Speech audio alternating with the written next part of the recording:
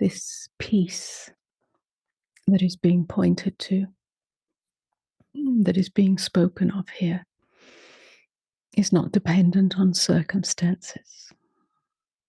It's not dependent on the mind becoming silent or the emotions becoming calm or the world becoming stable. And the peace revealed in non-dual realization is much more radical than this. It doesn't belong to the surface of life. It's the peace of our essential nature, the peace of being itself. And we cannot manufacture this through effort. It's recognized when the movement of resistance begins to soften, before the mind names anything, before the body contracts,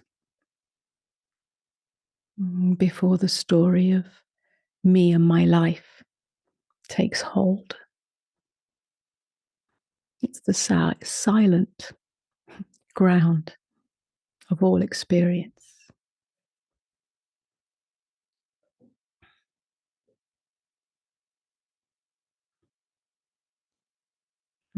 Although sometimes it may be imagined that this peace, that's recognized in non-dual realization, means that nothing matters, that the world is an illusion, that we should just rise above pain or grief or conflict or injustice, that we deny the reality of suffering on a human level. But true realization doesn't make us less human. This is a great error of understanding or misunderstanding. True realization makes us more available to the fullness of our humanity, because we're no longer using spiritual ideology to defend ourselves against feeling. And so true peace, the peace of being, is not cold or indifferent. It's not a withdrawal from life. It's intimate, alive, luminous, and tender. It allows the heart to break open without being destroyed. It allows us to feel deeply without becoming lost. It allows us to act with clarity, not reactivity.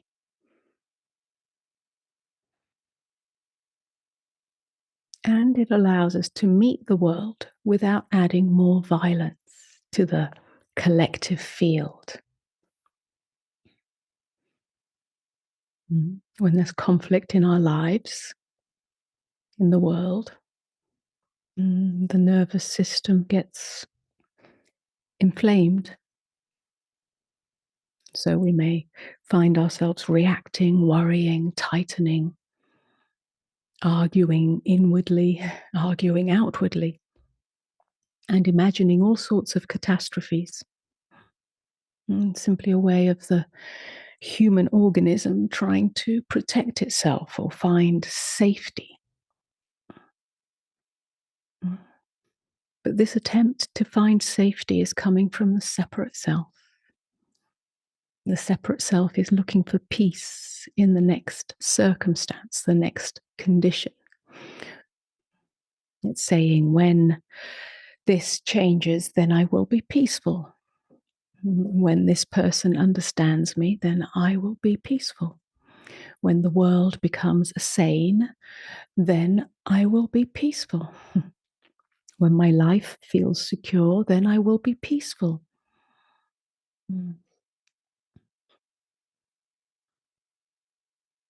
But the peace that's dependent on a condition is always temporary. It cannot last.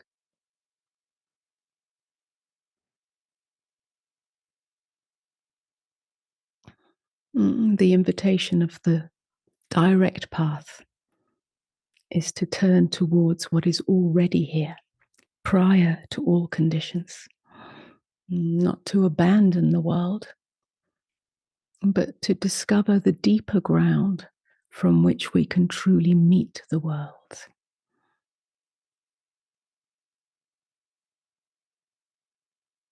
Without this discovery, our attempts to create peace may arise from inner conflict.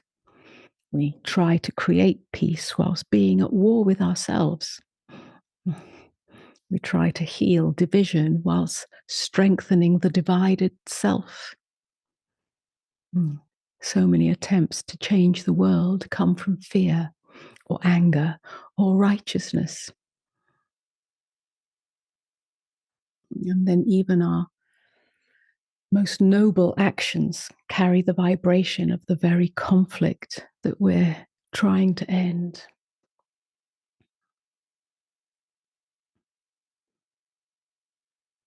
So the deepest contribution we can make is not what we do, but the consciousness from which we do it.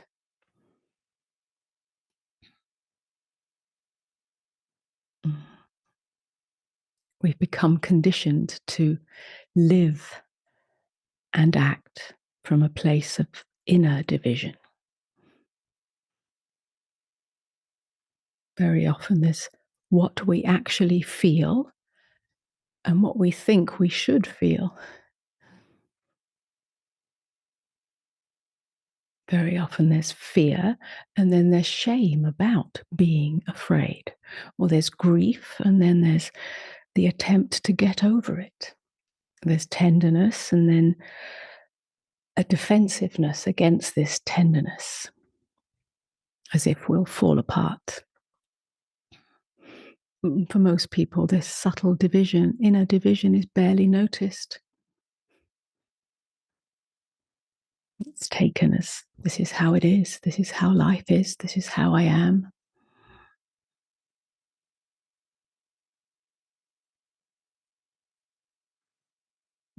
But for those on a, if we call it a spiritual path or path of looking within, looking more closely, looking more deeply, we become to see that suffering is not caused simply by what is arising, but our resistance to what is arising is the cause of suffering.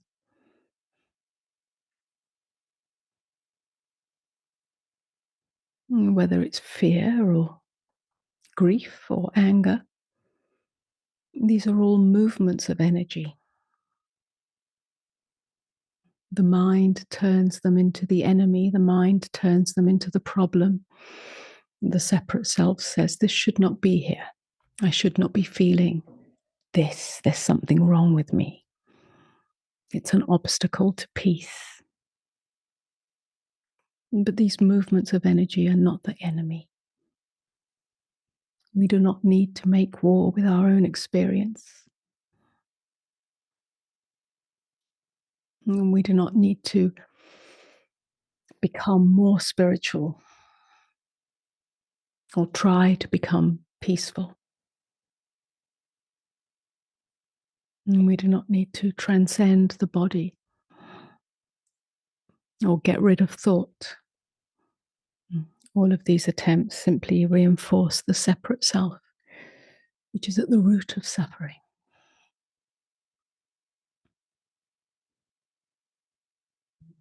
And the invitation is much simpler and much more radical. Can this moment be as it is? It's as simple as that. Can this feeling be allowed to arise in awareness without it being made into an identity?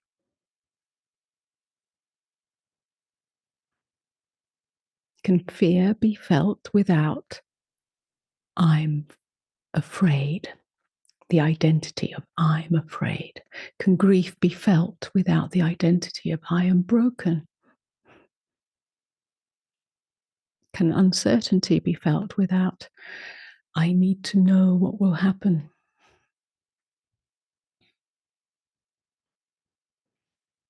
Mm.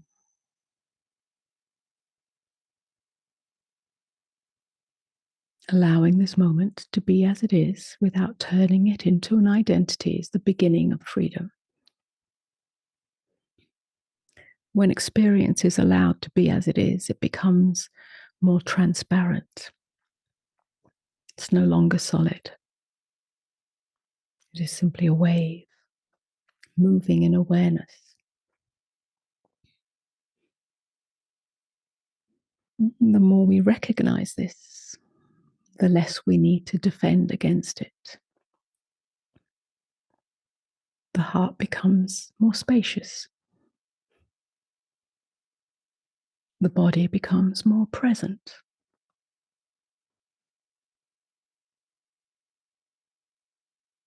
The mind becomes less tyrannical. Something luminous begins to shine through even the difficult places.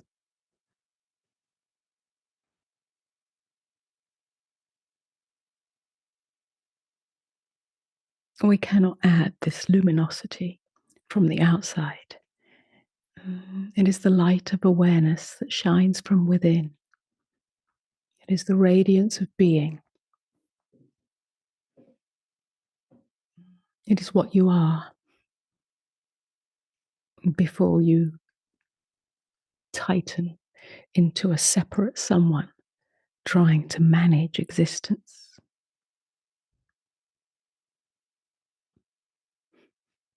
The world and life always presents us with reasons to contract.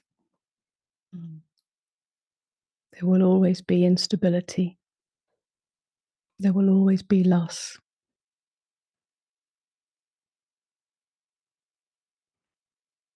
There may be conflict, misunderstanding, and pain.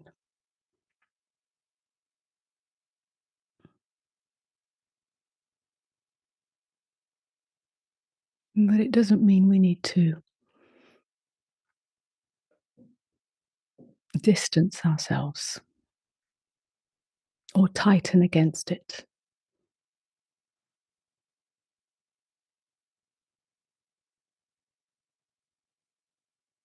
It means we stop waiting for the world and for life to become perfect before we discover peace.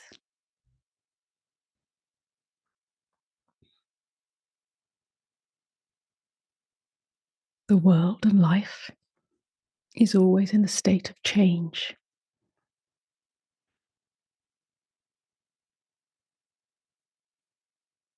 And the greatest discovery is to recognize that which does not change, that which does not come and go, not as some great spiritual understanding, but now, in your direct experience now, recognize the aware presence now. Recognize this simple openness now, this silent knowing. Recognize that this has been here through every experience of your life. The content of life changes, but this has remained mostly unnoticed, overlooked, because the mind is fascinated by the content. But this open, radiant awareness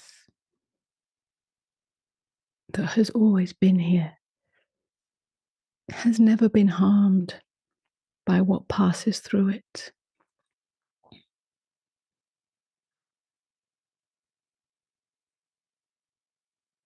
Whilst the mind may understand this,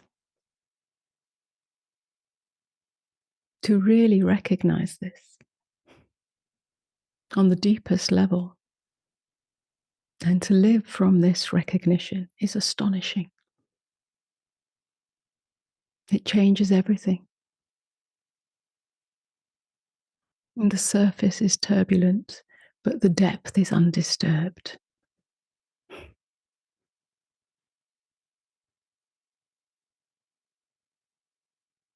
And the sky is filled with storms, but the sky remains unwounded.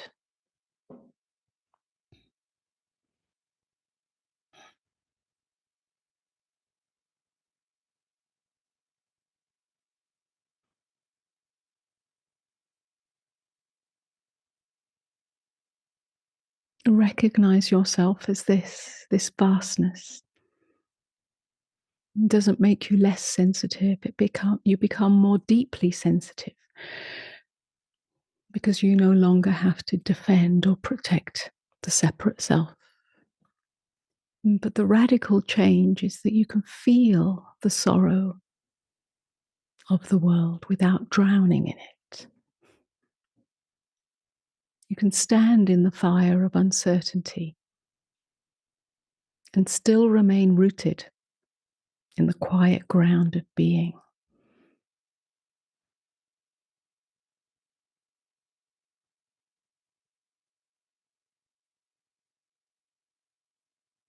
This is what you, your life, and the world truly needs. A peace that stands open, a peace that can look directly at pain itself and not lose touch with love, not adding hatred to hatred, not adding conflict to conflict.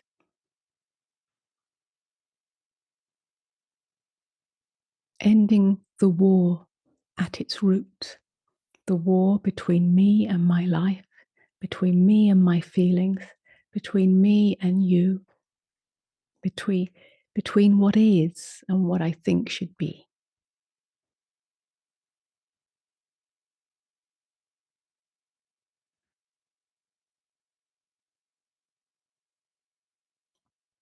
So the true inquiry is not how do I become more peaceful? The question is, what am I before I become the one struggling against reality?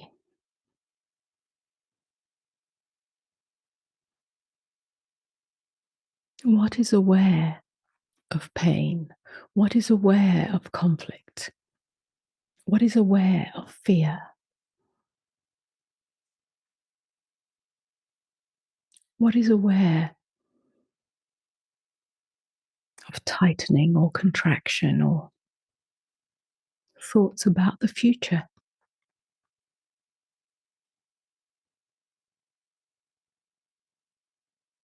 Can we truly turn attention back towards this aware presence and recognize that which is not in conflict?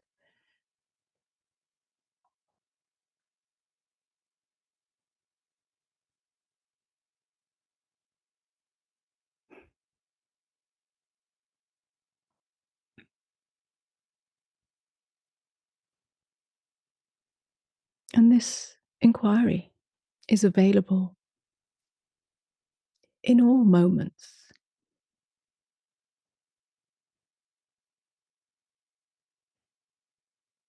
When the body is tightening as you listen to the news, then pause and feel the breath. Let the heart be touched, but don't lose yourself in the story. When the inner argument arises, pause, feel the defendedness, and let it be held. in awareness.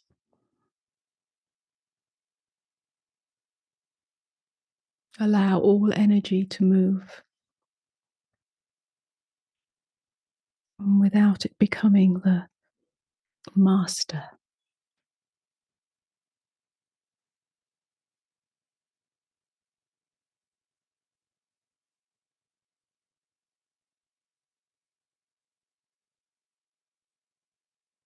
Keep returning to the recognition this too is held in the light of being.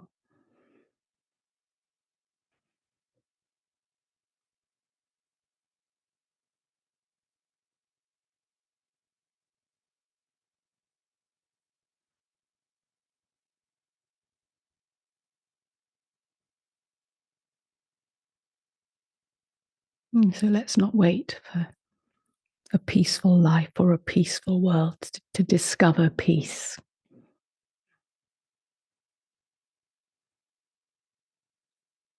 It's right here.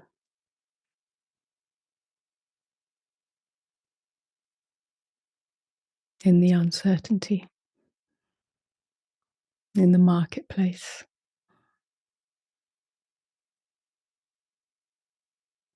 Recognize that which is unharmed, that has no agenda, that is simply here as the intimacy of this moment.